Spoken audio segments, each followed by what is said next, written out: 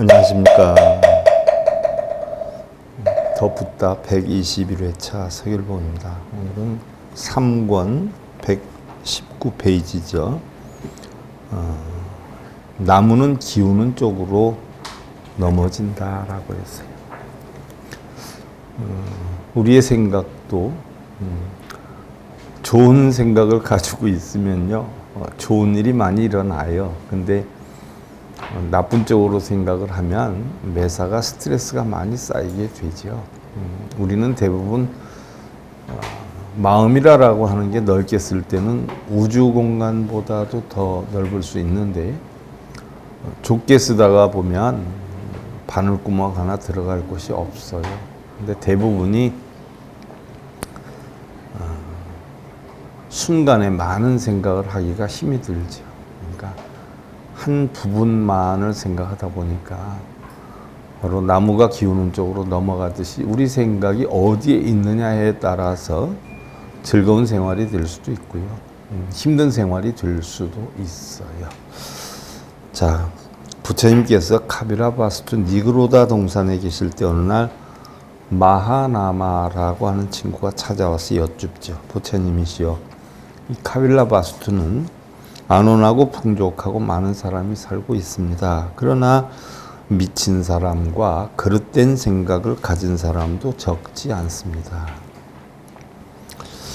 이들과 함께 살아가다 보면 삼보를 잊어버리지 않을까 염려도 됩니다. 또 이러다가 내가 죽게 되면 악도에 떨어지는 것은 아닌가 하는 두려움도 있습니다. 라고 얘기를 해요. 그러자 부처님께서는 마나마야, 저기 언덕에 큰 소나무 한 그루가 있다라고 하자. 그 나무는 평소에 한쪽으로만 기울어져 있었어. 누가 그 나무의 밑부분을 벤다라고 하면 과연 그 나무는 어디로 넘어지겠느냐라고 했어요. 마하나마가 기울어 있는 쪽으로 넘어질 것입니다. 그래, 그렇다 마하나마야. 그대도 아마 그와 같을 것이다. 결코 나쁜 곳에 나지 않을 것이야. 끝내 나쁜 일은 없을 것이니라. 왜냐하면 그대는 삼보의 귀에서 몸과 마음을 닦아서 바르게 살기 때문이라.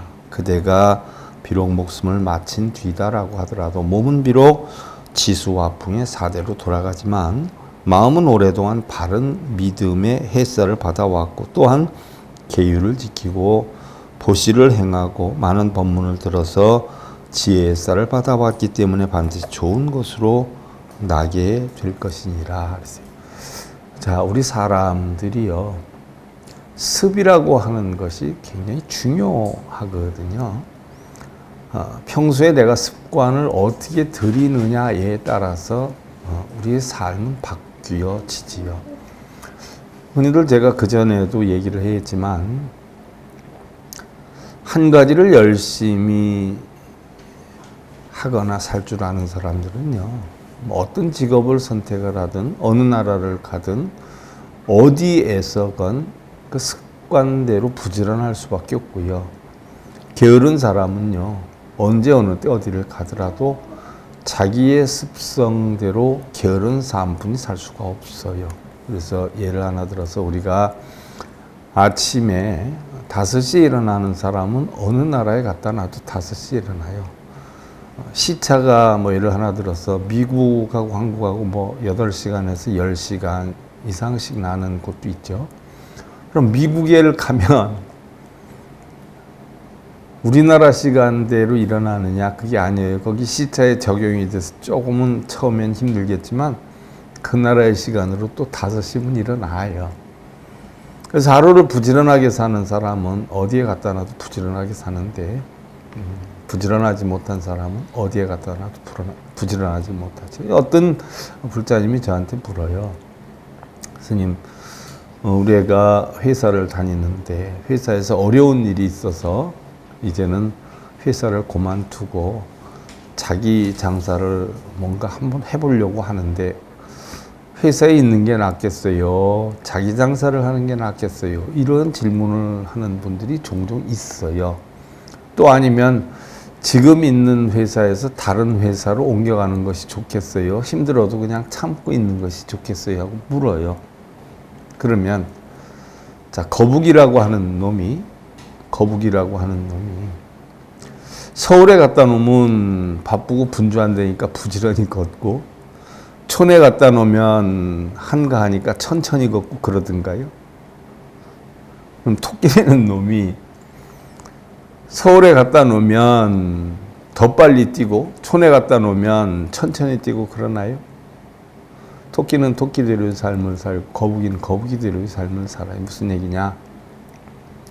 직장 생활을 열심히 했던 사람은 자기 장사를 해도 열심히 할 것이고요. 직장 생활을 열심히 못했던 사람은 자기 장사를 해도 열심히 못해요. 또 직장에서 어려움이 있어서 부딪힘이 있어서 직장을 그만둬야 되겠다는 사람은요, 자기 장사를 해도 어려움이 오면 극복을 못하고 헤쳐나가지는 못해요. 그 능력이나 습관은 직업을 바꾸거나 환경을 바꾸거나 여건을 바꾼다라고 해서 변하는 건 아니에요. 똑같아요. 그래서 오늘 힘들게 사는 분들은요, 다른 직업을 가지면 괜찮을까? 아니면 다니는 직장을 때려치고 장사를 하면 괜찮을까라고 생각을 하지만요, 결론은 똑같다는 거예요. 똑같다는 거예요. 예를 하나 들어서 제가 지난번에도 강의를 했지만, 여러분들이 현재에 함께 살고 있는 그 상대자가 마음에 안 든다라고 해서 헤어지고 다른 상대를 만나면 잘 살 것 같으냐? 천만의 말씀. 똑같아져요. 똑같아져. 그런 모양대로 물이 이 액체가 담기는 것과 같이 그 사람의 능력대로 상대는 바뀌어 가요. 예를 들어서 여자분 말을 많이 한다라고 하면은 아무리 말을 많이 하는 상대방은 적어져요. 오히려 여자분들이 말을 안 하면 남자분들이 말이 조금씩 늘어나게 돼요. 그러면 말을 많이 하는 사람이다라고 해서 어떤 상대를 만나면 그 상대에 따라 바뀌는 것이기 때문에, 내가 예를 들어서 말이 하나도 없는 신랑하고 산다. 아주 도대체 표현을 못 해가지고 속상해서 죽겠다라고 하는 보살님이 있어요. 도대체 우리 신랑은 표현이 하나도 없어요. 퇴근하면 한마디도 안 해요. 도대체 속상해서 못 살겠어요. 그렇다고 해서 그 사람이 다른 신랑을 만나면, 말을 잘하는 신랑을 만난다라고 해도 6개월, 1년 지나고 나면 그 신랑 역시 똑같이 말이 없어져요. 아무리 말을 많이 하던 사람도. 왜 그럴까요? 그 여자분이 말이 많아서 그런 거예요. 신랑을 말을 많이 하게 하려면 어떻게 돼? 여자분이 말을 한마디도 안 하면 신랑이 가서 붙이고 하거든요. 그러니까 네 그릇 가지고 미국에 가서 담으나 태평양 가서 담으나 인도양 가서 담으나 한강 가서 담으나 집에서 담으나 결국 바꿀 수 없다는 이치가 바로 그 이치예요.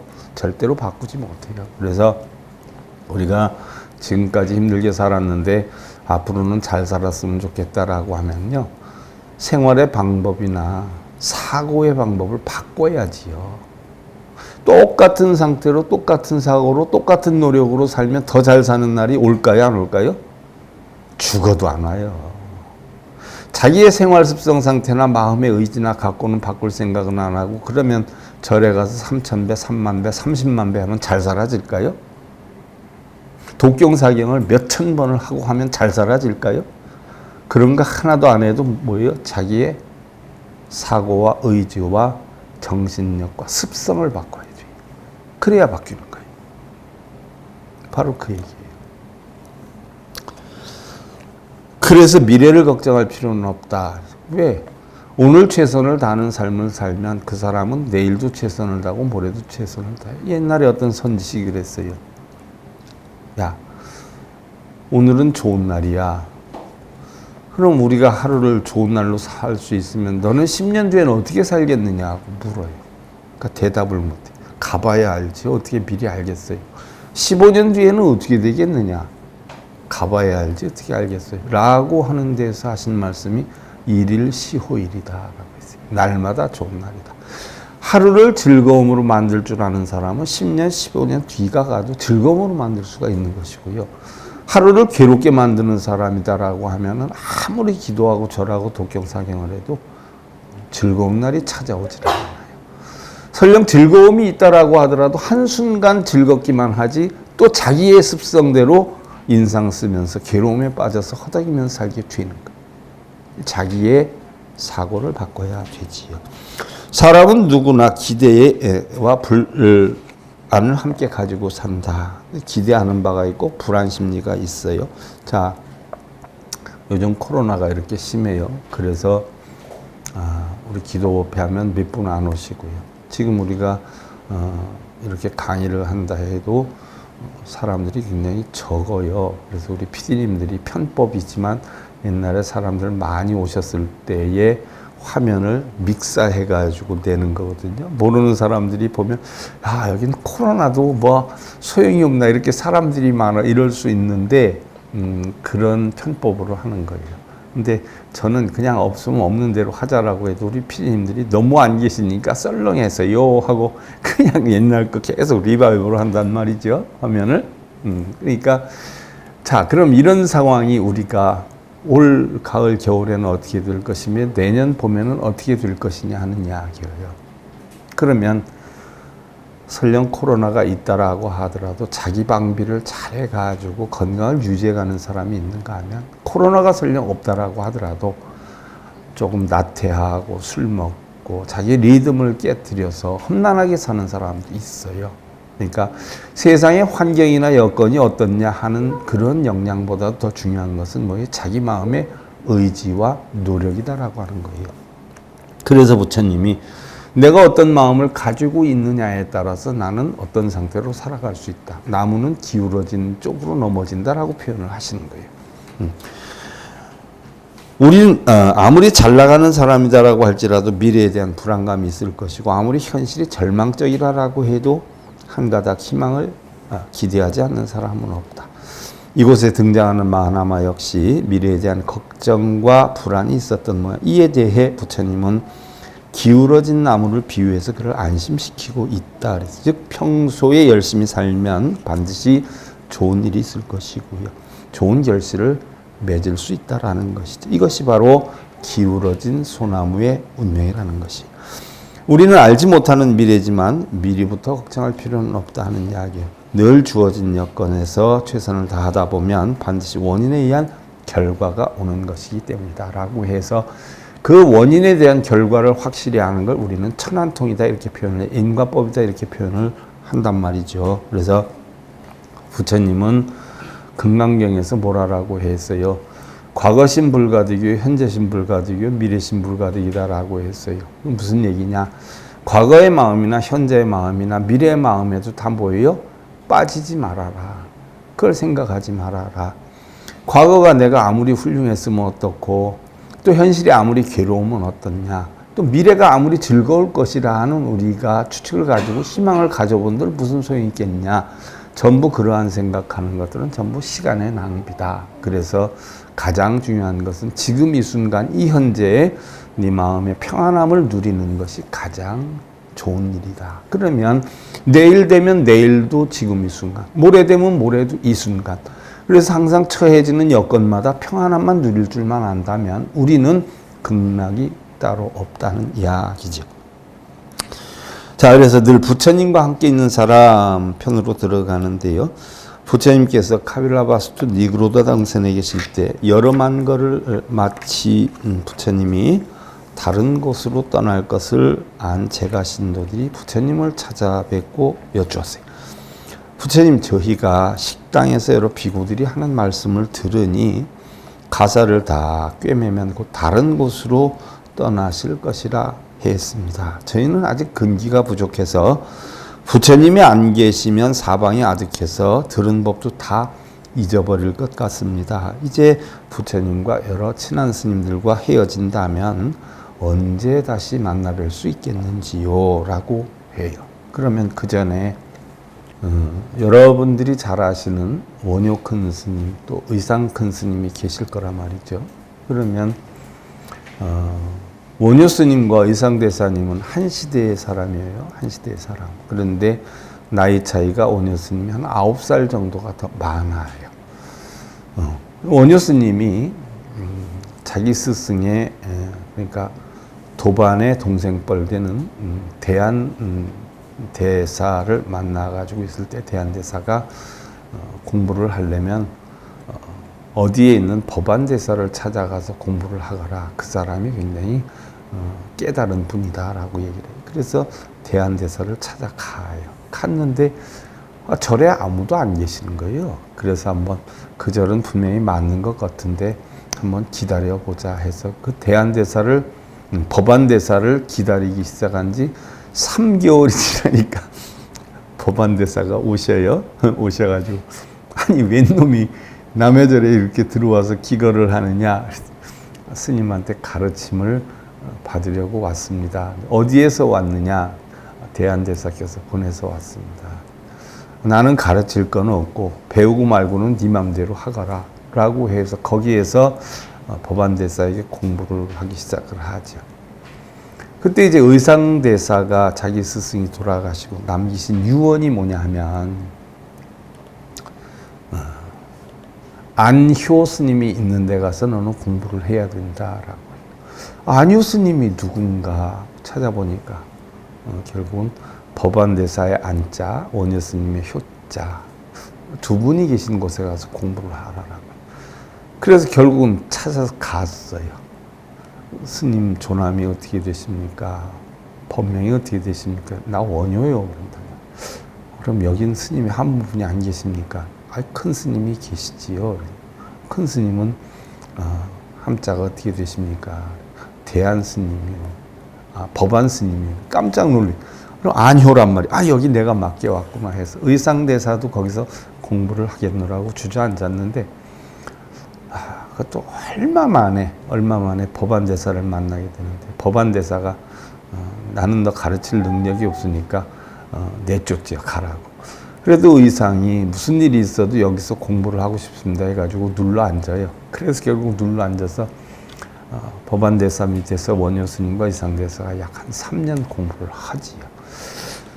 3년 공부를 하는데 3년 동안 공부를 하고 이제는 내가 너희들한테 가르칠 게 없다. 그러니까 공부를 더 하고 싶으면 백제에, 그러니까 고구려에 있던 스님이 그 당시에 고구려의 유교 정책에 또 도교 정책에 붐이 일어나가지고 불교를 핍박하던 그런 여건이었어요. 그래서 불교를 핍박해가지고 승려들을 다 내쫓고 사찰도량을 다 서원으로 만들던 시대예요.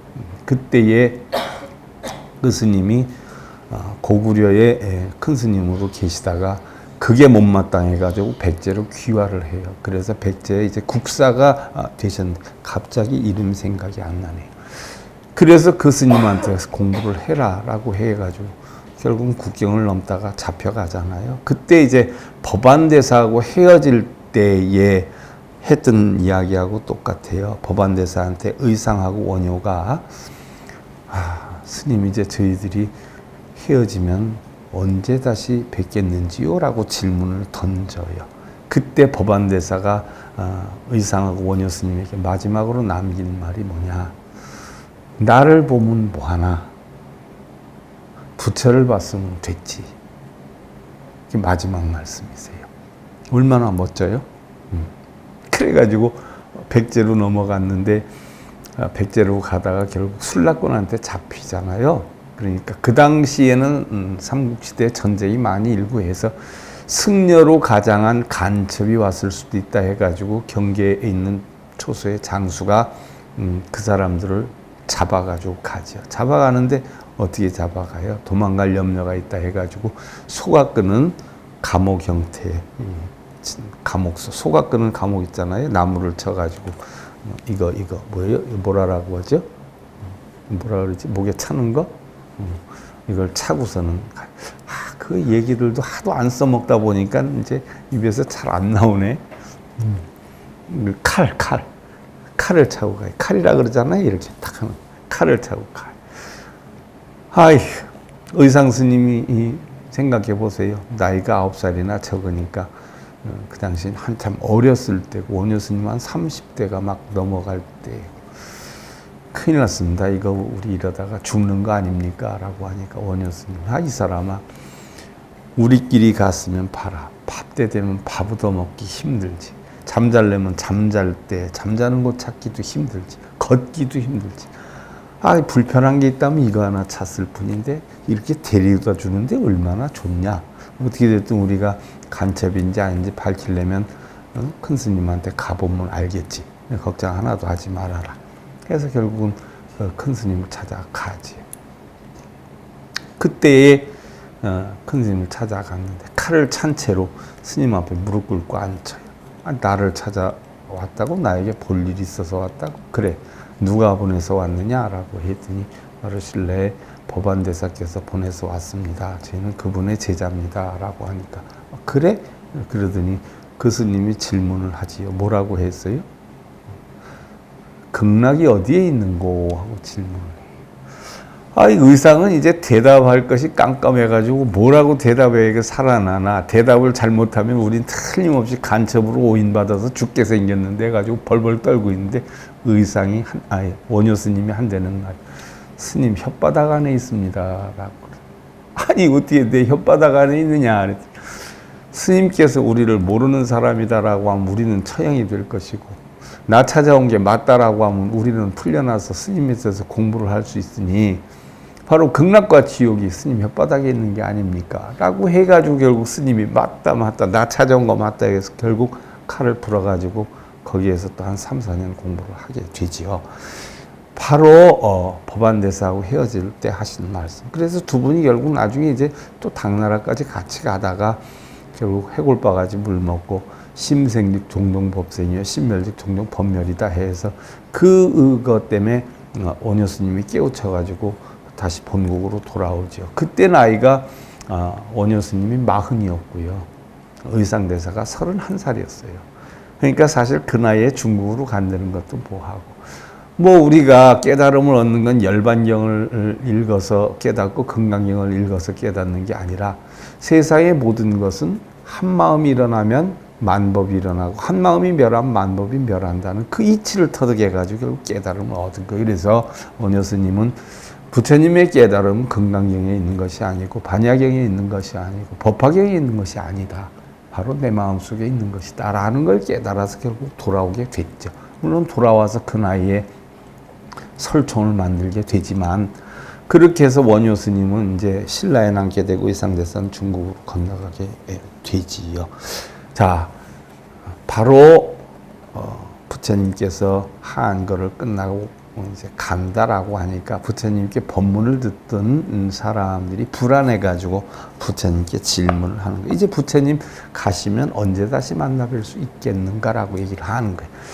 또 우리가 한편으로 보면 우리가 대승경전에 보면 부처님이 법문하실 때에 여시아문 하사 기수국 고도관 여천250 비구 이런 식으로 나가는데 25,000의 비구와 보살 이런 모여 있다 이런 경전이 많아요. 근데 사실은 25,000이 모여 있을 정도의 역량은 아니었어요. 왜냐하면 부처님 제자가 1200명이었고요. 그 가운데 부처님을 거의 쫓아다녔던 제자는 10여 명뿐이 안 됐다는 이야기예요. 왜냐하면 왜 그럼 그 당시에 바라문이 팽창을 하고 부처님 불교의 인원이 적을 수밖에 없었냐 하면 사실은 바른 소리를 많이 했기 때문에 예를 들어서 그때 브라만 시대나 지금의 시대나 사람들이 어떻게 돼요? 내가 괴로워하고 힘든 거 있으면 내가 그 괴로움 없애줄게. 힘든 거 내가 없애줄 수 있어. 어떠한 방법으로 해줄 수 있어 라고 하면 그 절을 가겠어요? 아니면은 다 자신이 만들어서 자신이 받는 거야. 그걸 내가 어떻게 해? 라고 하는 절을 가겠어요. 그와 같이 부처님은 사실적으로 얘기하고 진실도 얘기하고 바르게 얘기하다 보니까 불자들이 늘어나질 않아요. 오히려 1250명이었던 불자들도 다 떠나가는 상황이었단 말이에요. 정말 부처님이 법문을 했을 때 불자들이 법문을 들으러 수만 명이 모이고 이랬다라고 하면 부처님이 뭐하러 인도 전역을 맨발로 걸어다니면서 포교를 하고 미얀마니 캄보디아니 이런 데 다른 나라까지 가면서 그 산악지역을 다니면서 맨발로 왜 포교를 하셨겠냐는 얘기예요. 그래서 예나 지금이나 부처님의 바른 법을 전하는 곳에는 없어요. 근데 바라문들은 맨날 재 올리고 뭘 하면 소원이 이루어진다니까 거긴 득식을 해요. 요즘도 뭐 절에서 뭐 하면 소원 성취된다라고 하는 경이 있다라고 하면 유튜브에 보면 몇십만이잖아요. 소원 성취되는 뭐 경전해가지고 하면. 근데 그런 거 다 소원 성취 안 된다라고 하면 어떻게 돼요? 20회, 30회 분이 안 찍혀요. 부처님 그랬어요. 부처님도 굉장히 힘들었어요. 그러면 종교를 떠나서 예수님은 어떠셨나? 예수님도 똑같았어요.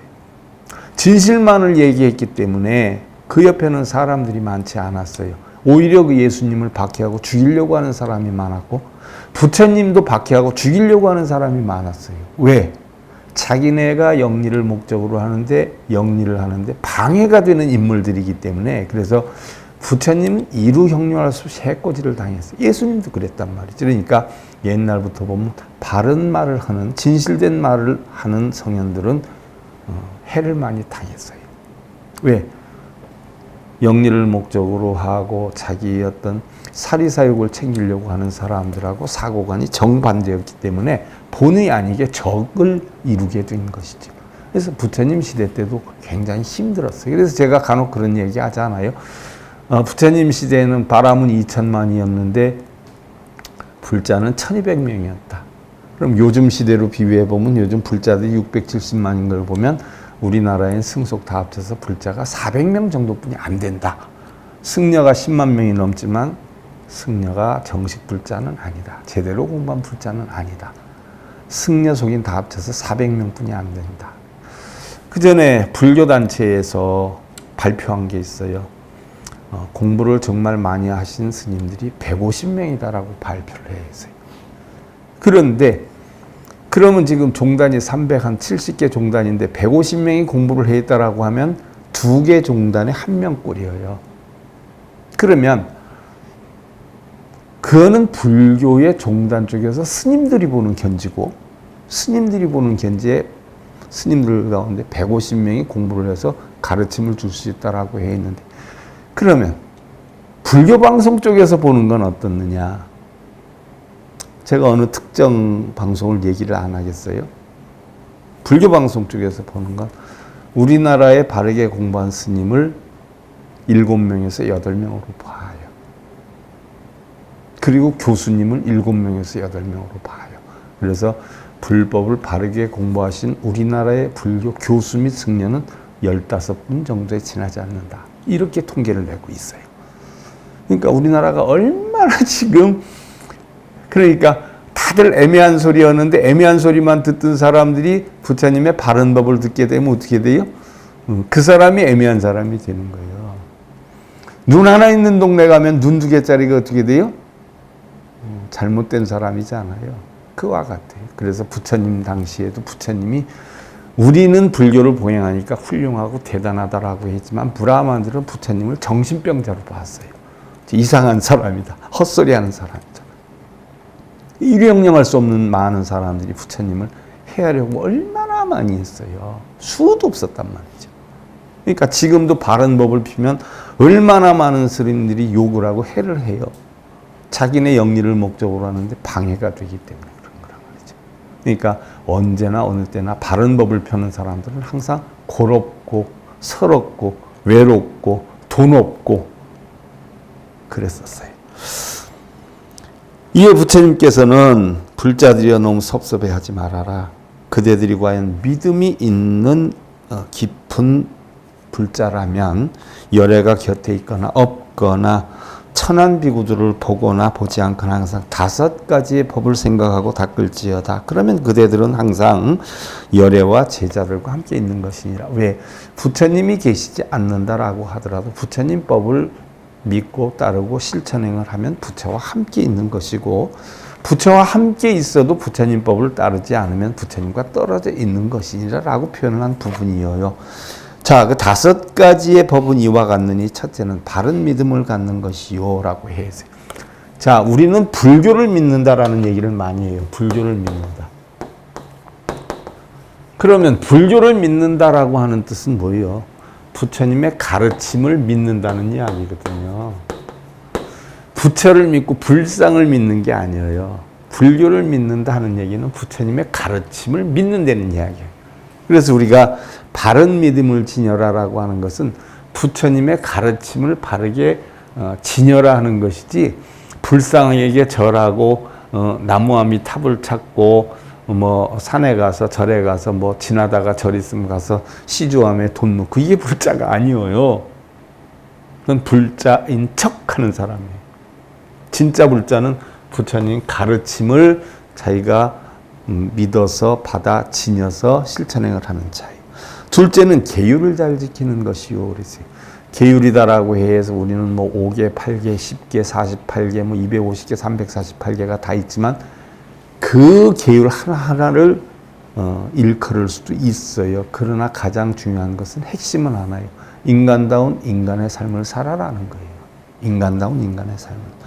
셋째는 자주설법을 듣는 것이요. 그랬어요. 우리는 뭐 며칠에 한번 듣다 보면 돌아서 잃어버리고 그런다라고 하잖아요. 예를 들어서 우리가 체질 개선을 한다라고 하려면 어떻게 돼요? 내가 좋아하는 음식과 나빠하는 음식을 따져가지고 음식도 바꿔야 되겠다. 그럼 예를 하나 들어서 싱겁게 먹던 사람이 짜게 먹으면 짜서 못 먹는다라고 해요.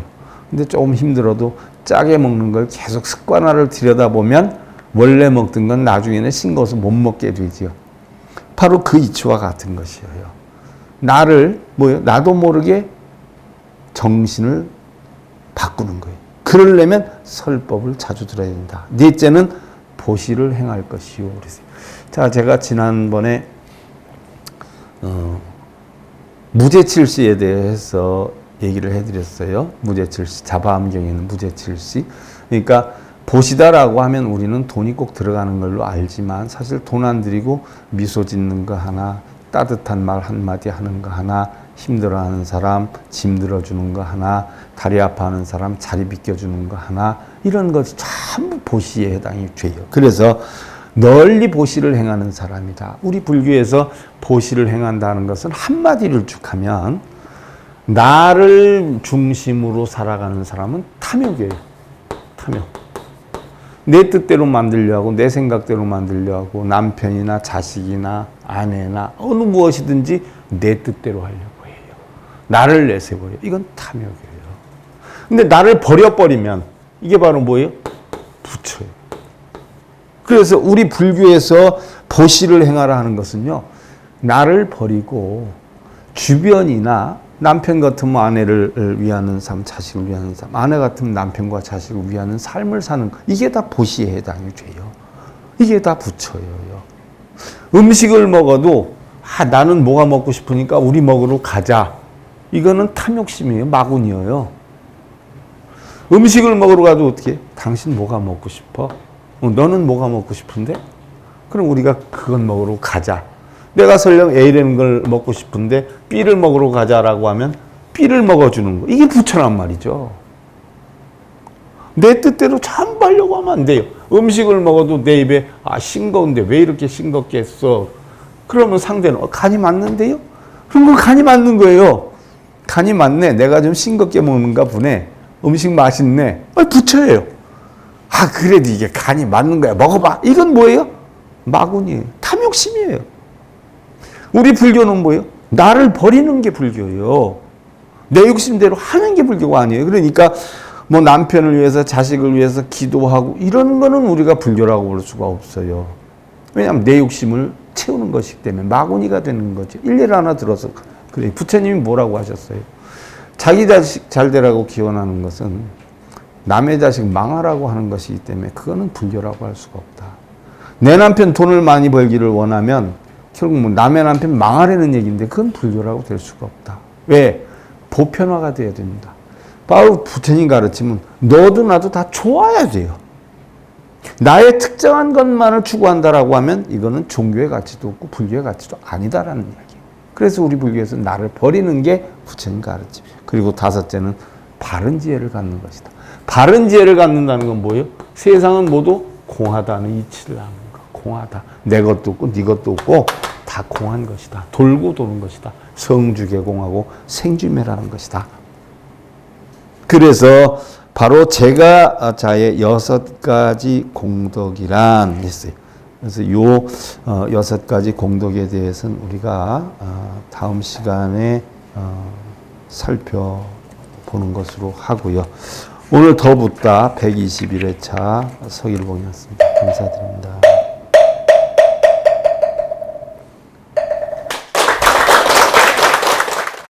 행복으로 가는 징검다리에 서길봉 스님이 여러분들을 초대합니다. SIB 불교교육대학에서는 더 붙다, 생활 속의 천수경, 달마대사 성관법, 현대생활 불교 법요지, 불교학 개론, 성찰스님 백일 법문 등을 비롯한 다른 불법, 다른 진리, 서길봉 스님의 SIB 불교교육대학